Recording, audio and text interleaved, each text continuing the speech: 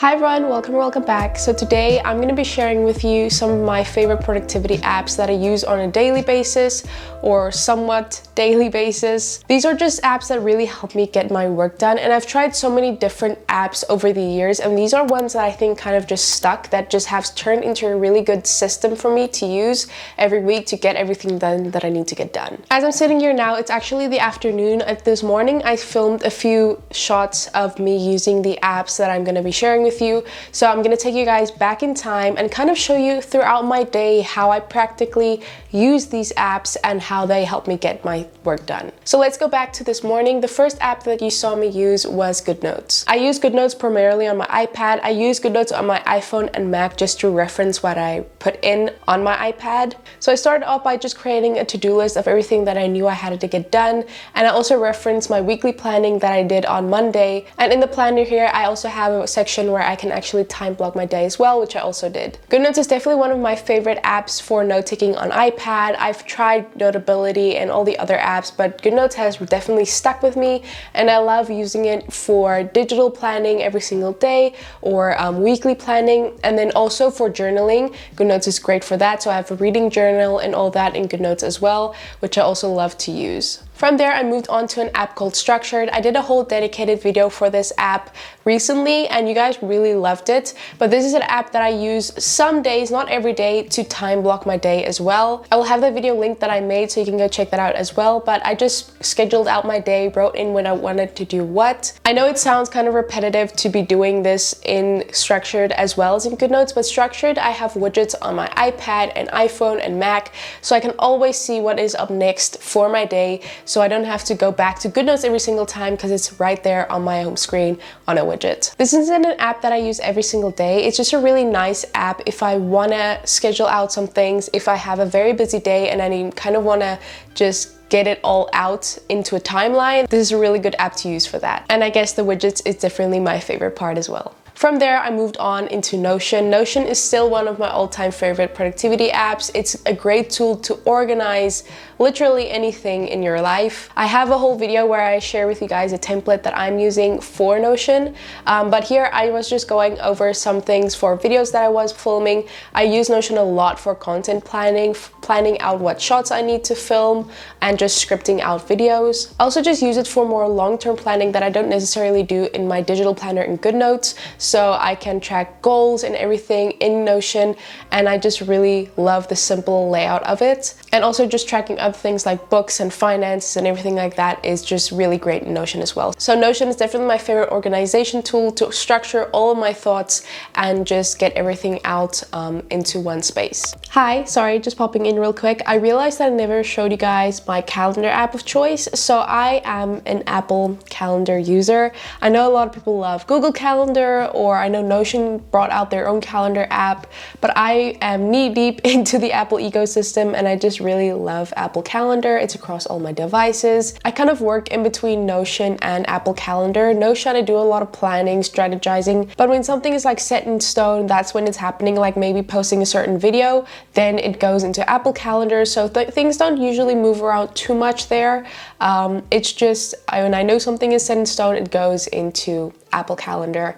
And yeah, I just really like the look of it. I like the widgets that it has, and it's just really nice because it's across all my devices. I don't really need too much going on in a calendar app for it to work for me. Also, I'm very much focused on UI. Even if an app has the most amazing features, but its UI isn't appealing to me, or I just don't like the look of it, I'm just not gonna be so entitled to use it just because it's just something that I love. A beautiful UI is something that I like, or a minimal UI. And I just like the look of Apple Calendar. I know this is not the most practical approach to using apps, but it's just the truth. I'm being honest with you guys. I'm just a girl who just loves using pretty apps. So yeah, that is my calendar app of choice. The next step in my day was answering some emails, and my email app of choice is Spark. I have used a lot of email apps and tried different ones, but Spark is just one that I really love. It is free, it has a premium option as well, but it's just really easy because I can have multiple email addresses on there with a joint inbox, and I just really love the look of it. The UI, the user interface is really nice and easy to navigate, and it just ticks everything that I want in an email app. So that is my email app of choice. I thought I'd just share it with you guys in case you're looking for a good email app as well. And then next up, this is one of the apps that actually inspired this video because I love it so much and I want more people to try it out because it's actually amazing, which is my web browser of choice, which is Arc browser. This web browser is absolutely amazing. If I'm doing any research or anything, I am using Arc browser, or just any web browsing needs. If I need to stream something, whatever, it's a web browser, but it is absolutely amazing. I love again, the user interface is so great and it really organizes web browsing, which is something that you don't think you need, but it is actually so helpful. So the way I like to describe Arc browser is kind of like it has the minimalism of Safari browser, which I personally really liked, but it includes some things that Safari was missing, like being able to use Chrome extensions and things like that. In Arc browser, you can easily customize the browser itself, the look that it has. You have this tab here at the side where you can also pin any tabs that you want. You can put them into little folders and add icons to those folders, or add icons to your pinned tabs. You can also have different spaces. So I have 3. Mine is work, personal, and entertainment. So for the work section, I just have a bunch of pinned tabs of things I like to reference when I'm working. For personal, I just have some websites that I like to browse when I'm off from work. And then entertainment is just some streaming apps and things like that. And each one of these spaces you can customize to your liking. There are so many other different customization things from Arc browser, like you can customize the look of individual websites and things like that with boosts. But I'm not gonna go on to all of that. I have a video, I think from a while back, covering like Arc browser and some basic features of it. If you want to check that out, let me know if you wanted me to do like an updated video on that. But yeah, this is just a great browser. I love the look of it. I think it is so fun and it really organizes browsing, which sounds weird, but it's really cool. Now this is primarily on desktop, but there are apps on your phone that you can use, which I actually use. The first app is just Arc, which is basically the side tab that you have on your laptop that you can view on your phone. So you can see all your pinned tabs and your favorite tabs, as well as any websites that's currently open on your laptop. You can also view them on your phone. And then the other app is Arc Search, which allows you to just use it as any web browser that you would use on your phone. It's very basic. You can just have different tabs open, create a new search, clear those tabs, all of that. It's just a basic web browser, but it's Arc. This sounds very sponsored, but it's not. It's just I love this web browser so much. So yeah, that is one of my favorite apps that I would recommend to you. So right now, that's all I've done today. All these apps that I'm showing you now. I will be popping in again when I'm doing some other work. So next up, we have some creativity work that I need to do, and we'll be covering some video editing apps and just creative apps that I love to use. And then probably tonight, I'll come back in when I'm winding down and share with you some other apps that I really love just to wind down for the night, because you can't have productivity without some rest. So I'm also going to be sharing some of those apps for you guys. So yeah, I'll pop in later when I'm doing my creativity work. I'm just going to have lunch quick and then I'll get back to you guys. Okay, so it's been a while. I thought I'd pop in again. So I'm gonna be covering the next batch of apps that I highly recommend.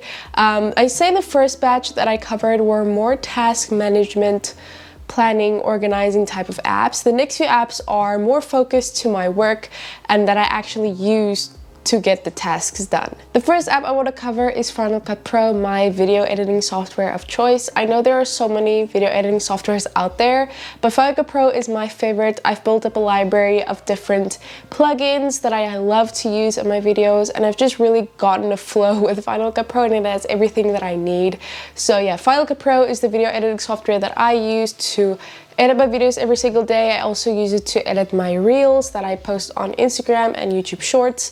So it's definitely one of my favorite apps to do video editing on, and it is on iPad as well. So if I ever need to edit something on iPad, I can also do it on there as well. Then my next set of apps is actually the Adobe Creative Cloud suite, which I've been using, I think maybe for the last year. I've really been learning how to use that. I've used Photoshop and Lightroom before, but now I've kind of expanded to the entire suite. So I'm trying out InDesign and Illustrator. But my main apps that I use in the Adobe suite is Photoshop. I use this for editing all of my thumbnails. It's a really great software, and I could do a lot of intricate things that I can't do on apps like, say, Canva or things like that. So I edit all of my thumbnails on Photoshop. And then also I use Illustrator a lot, especially last year I've learned to use Illustrator.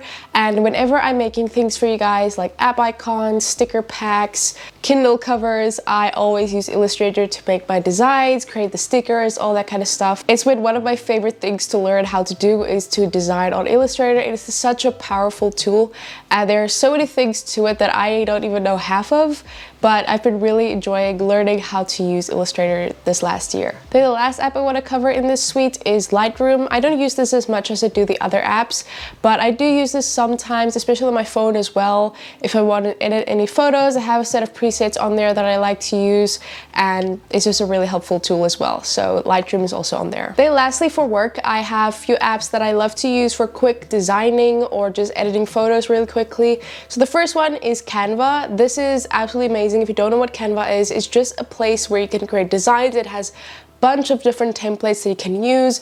It also has some photo editing capabilities that you might need, but it's really such a powerful tool. It's available on your phone and on your laptop, and I use this a lot to make social media graphics specifically because it's just so quick to edit any elements to social media graphics, and it's just really one of my favorite tools to create quick designs that I need to use somewhere.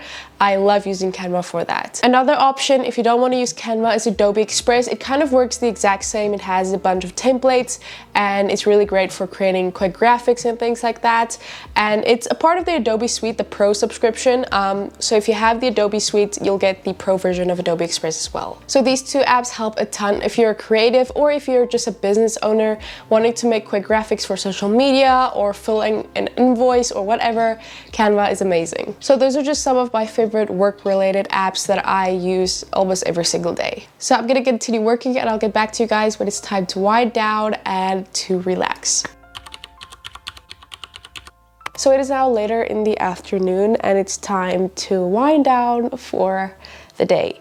I finished all the work that I needed to do, and there are primarily two apps that I want to share with you that I like to use when it comes to winding down for the day, and that just help me relax. So the first app is actually the Kindle app. So I have a Kindle, so obviously I can do my browsing on here, but I just love when I'm actually looking for a new book to read, I just use my phone because the Kindle app on my phone and my Kindle are synced. So whenever I add a book on my phone, it automatically adds it to my Kindle. And it's just way easier to navigate either the Amazon store or the Kindle app for Kindle Unlimited books on my phone. It's in color, it's faster, and it's just more convenient. So that's usually what I do, and I love to wind down at night with a book. It's one of my favorite things to do. And the other app, if I'm not interested in reading at night, I sometimes play games, and the game that I've been loving is Disney Dreamlight Valley. This is such a fun game to play, and it's actually quite relaxing. It's not high stakes, it's just doing a bunch of quests and talking to a bunch of Disney characters, and it's just a very relaxing game to play to wind down for the evening. So that's another app that I highly recommend if you're looking for a good game to play that's not too demanding or like a shooter game or anything like that. I think Disney Dreamlight Valley is just such a fun, relaxing and cozy game to play if you're looking for something like that. It's now also available on iPad and iPhone for Apple Arcade, so that's also an option if you don't have a computer to play on. So yeah, that's all the apps that I wanted to share with you guys that I use basically in a day to do my work and be productive. I really hope you enjoyed this video. I maybe got some new app suggestions that you can now use to help your productivity. And also I did include the relaxation or more chill apps at the end just to remind you that while it's good to be productive and get your work done, it's also important to rest and relax so that you can actually get your work done the next day again. So yeah, I really hope you enjoyed this video. Thanks so much for watching. I really appreciate you, and I'll see you guys in my next video. Bye.